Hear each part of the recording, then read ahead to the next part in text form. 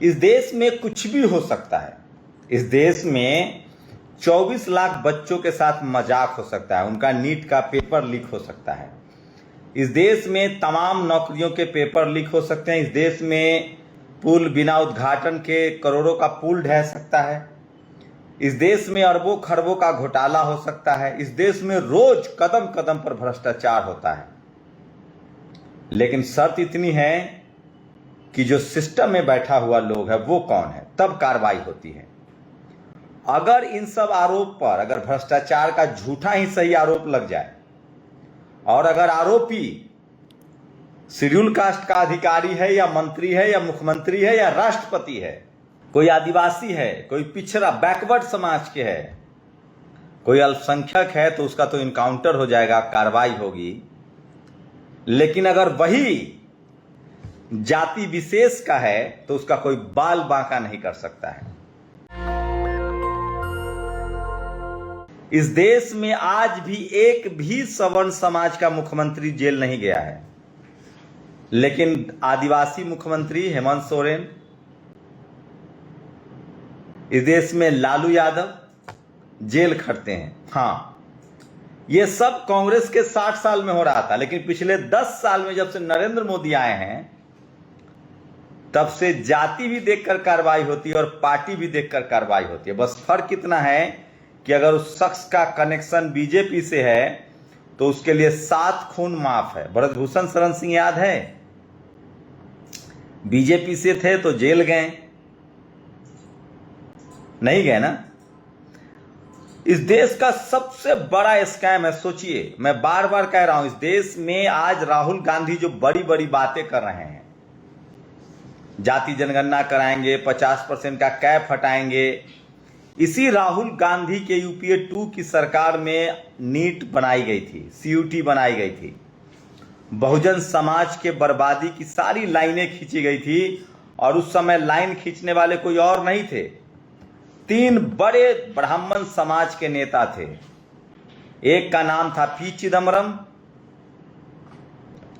एक का नाम था पी चिदम्बरम जो अभी भी हैं, एक का नाम था कपिल सिब्बल जो अभी भी हैं लेकिन समाजवादी पार्टी के सांसद हैं, और एक का नाम था प्रणब मुखर्जी जो राष्ट्रपति बने और अब इस दुनिया में नहीं है।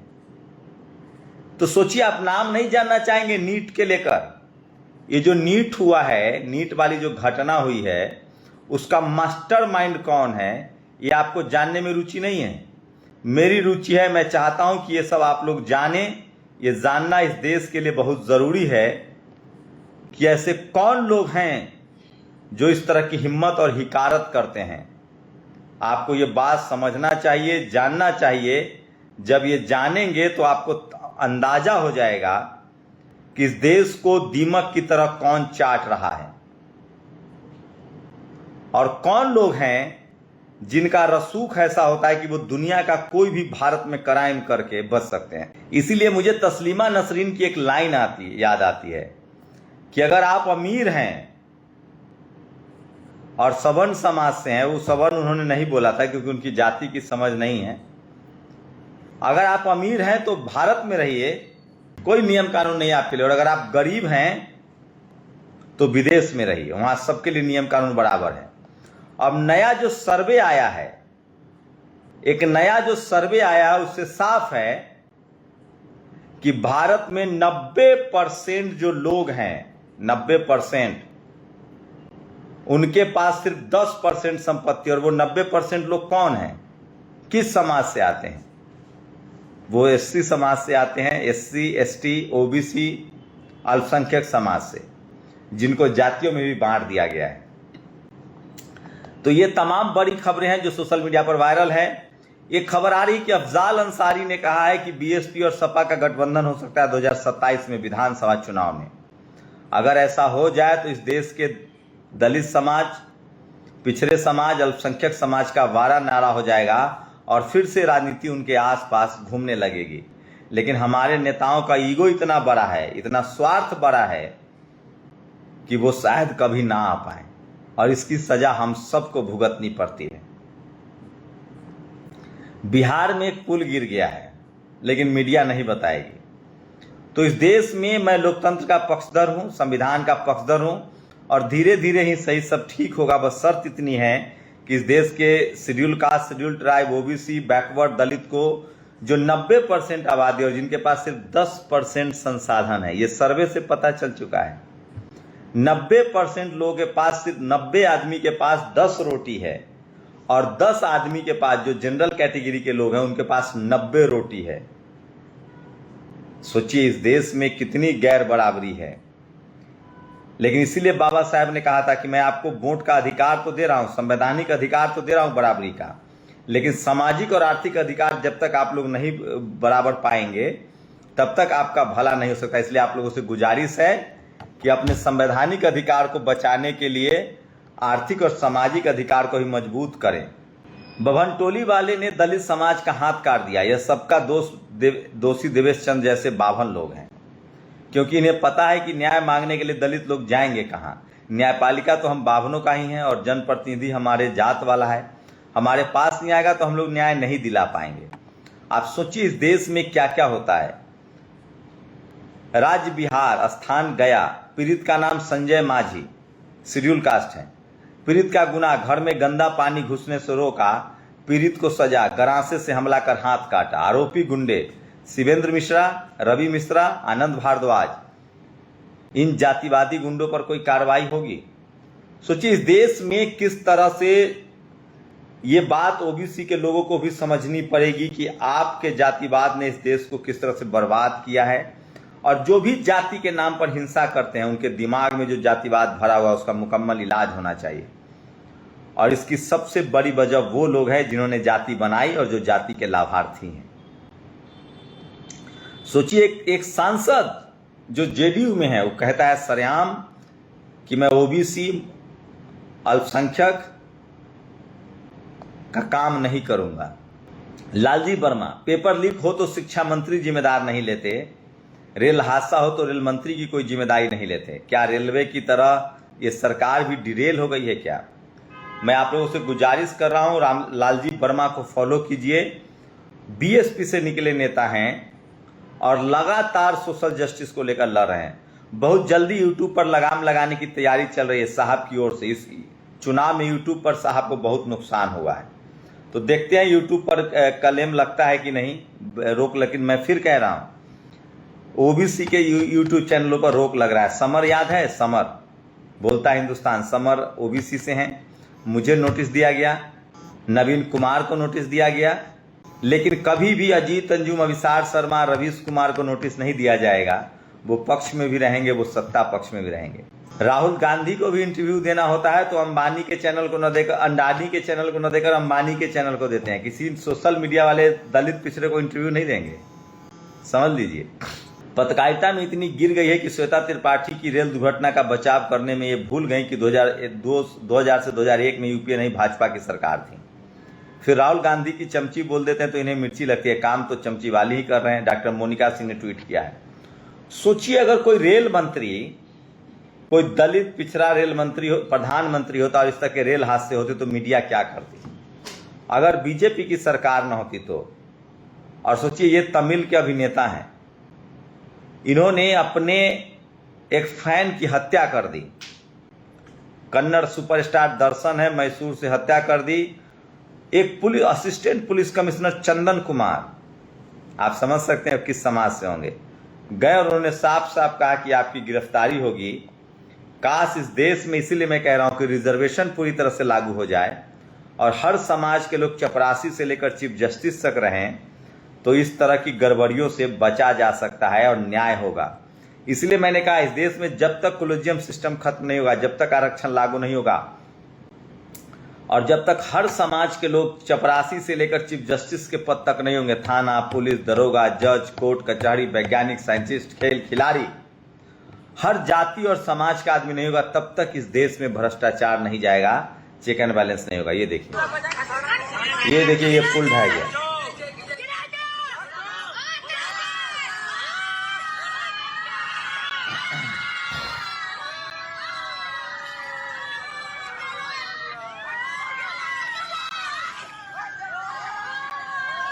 अच्छा अब आप लोग बताइए कि इस पुल को बनाने वाला ठेकेदार कौन होगा? आप लोग बताइए,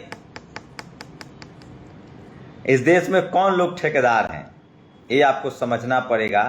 और इसलिए मैं कह रहा हूं कि सोशल मीडिया ही सच्चा मीडिया है, सोशल मीडिया ही बहुजन मीडिया है। और जब तक आप नहीं समझेंगे, इस देश में दलित, पिछड़े, किसान, आदिवासी, अल्पसंख्यक खीरा चोरी के झूठे आरोप में जेल में बंद होते हैं। हम लोग एक मामूली यूट्यूब चैनल चला रहे हैं तो रोज इनकम टैक्स की नोटिस, और यहां 10-10 करोड़ का ब्रिज गिर जाता है और किसी की जिम्मेदारी तय नहीं होती है। ये होता है जाति का असर। नीट परीक्षा में 24 लाख से अधिक छात्रों के भविष्य के साथ हुए खिलवाड़ पर भी नरेंद्र मोदी हमेशा की तरह मौन है। बिहार, गुजरात, हरियाणा में गिरफ्तारी हुई है।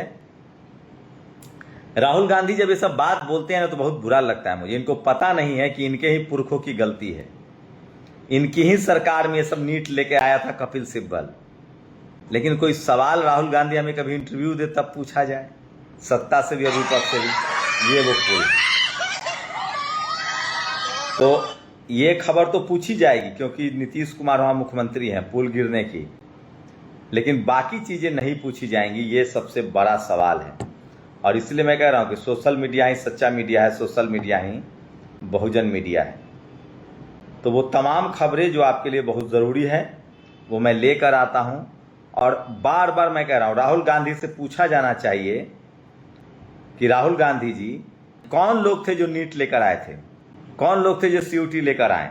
और पिछले 10 सालों में 1117 रेल दुर्घटना हुई जिनमें जान माल का नुकसान हो, मतलब हर महीने 11 हादसे, हर 3 दिन में एक हादसा। यह सरकार का दिया हुआ आंकड़ा, असल आंकड़ा कहीं ज़्यादा हो सकता है। रेल हादसे के लिए कौन जवाबदेह है? मीडिया में खामोशी है। रेल मंत्री अश्विनी वैष्णव से मीडिया इस्तीफा नहीं मांग रहा है। अगर रेल मंत्री रामविलास पासवान, नीतीश कुमार या लालू यादव होते तो मीडिया न्यूज रूम में बवाल हो रहा होता। इस देश को सबसे शानदार तरीके से अगर रेल मंत्रालय को चलाया तो लालू यादव ने, रामविलास जी ने और नीतीश कुमार ने। और ये है वो शख्स, पहचान लीजिए, 24 लाख छात्रों के भविष्य के साथ खिलवाड़ करने वाला और इस देश के दलित, पिछड़े, आदिवासी, किसान, अल्पसंख्यक के बच्चों को मजदूर बनाने वाला। नाम है प्रदीप जोशी। यही शख्स एनटीए का प्रमुख है, नेशनल टेस्ट एजेंसी का। जितने पेपर लीक हो रहे हैं इसी के लिए जोशी जी जिम्मेदार हैं। आप कल्पना कीजिए कि अगर प्रदीप जोशी के जगह प्रदीप पासवान, प्रदीप महतो, प्रदीप कुशवाहा, प्रदीप यादव या प्रदीप माझी होता तो क्या होता? सरेआम लोग फांसी पर टांग देते। लेकिन सोचिए, इस प्रदीप जोशी का कुछ नहीं होगा। हो सकता है कि इसको तरक्की मिल जाए, और ऐसी तरक्की मिल जाए कि इनकी 7 पीढ़ियां आराम से मजे करेंगी, खाएंगी। और सोचिए, मैं बार बार कह रहा हूं कि सोशल मीडिया ही सच्चा मीडिया है, सोशल मीडिया ही बहुजन मीडिया है। और इसलिए मैं कह रहा हूं, आप लोग लालजी वर्मा हो या क्रांति कुमार हो, इन सबको पढ़िए। और करीब 1 दर्जन उम्मीदवारों ने चुनाव आयोग को आवेदन देकर ईवीएम वीवीपैट की जांच की मांग की है। 1 दर्जन लोगों ने। लोकसभा चुनावों में हार का सामना करने वाले प्रत्याशियों ने की मांग। आवेदन में बीजेपी उम्मीदवार सुजय राधाकृष्णन, बीखे पाटिल भी शामिल है। इन्होंने विधानसभा क्षेत्र ईवीएम यूनिट की जांच की मांग की है। इस देश में जब तक ईवीएम नहीं हटेगा, ईवीएम लाया ही कांग्रेस का पाप था। मैं फिर कह रहा हूं, इस देश में जाति के नाम पर आरोपी बनाना, इस देश में ईवीएम लाना, इस देश में नीट और ग्रीन हंट चलाना, जंगलों की कटाई, प्राइवेटाइजेशन, सारे पाप कांग्रेस के हैं। इस देश में जितने पाप हैं, 60 साल में जो कांग्रेस ने पाप किया है, वही सारे पाप बीजेपी बढ़ा रही है। ठीक कहते हैं दिलीप मंडल कि कांग्रेस ने अंबानी को बढ़ाया तो मोदी जी अडानी को बढ़ा रहे हैं। बस फर्क इतना है कि थोड़ा बहुत पहले कांग्रेस चोरी छुप के करती थी, बीजेपी डंके की चोट पर कर रही है। तो ये दोनों सांप नाथ नागनाथ है। लेकिन बहुजन समाज के लोग जब तक इस खेल को नहीं समझेंगे, जब तक दलित, पिछड़े, आदिवासी, किसान, अल्पसंख्यक, तो हमारे नेताओं को समझिए। तेजस्वी यादव को सत्ता मिलती है, वो धीरे धीरे समझे हैं। अखिलेश जी को सत्ता मिली, वो कभी नहीं समझे। और इसीलिए महेंद्र सिंह किसान हैं, पत्रकार हैं, इन्होंने ट्वीट किया है, बड़ा अच्छा है, मैंने सोचा पढ़ के सुनाऊं। आपको पता है मीडिया वाला नीट की खबर क्यों चला रहा है? क्योंकि उनके बच्चे भी लपेटे में, क्योंकि सारे पत्रकार के बच्चे चपरासी तो बनते नहीं हैं। डॉक्टर बनते हैं, इसलिए गड़बड़ी हुई, इसलिए खबर दिखाई जा रही है। न तो एनटीए वाले जोशी के खिलाफ मीडिया वालों की हैसियत नहीं थी कि खराब खबर चली, इसीलिए कभी भी कोई और पेपर लीक की खबर नहीं दिखाई जाती है जो छोटी छोटी नौकरियों का हो। ये नीट इसलिए दिखाया जा रहा है ताकि इन पत्रकारों के बच्चे जो गिरफ्त में आए हैं वो बच सके।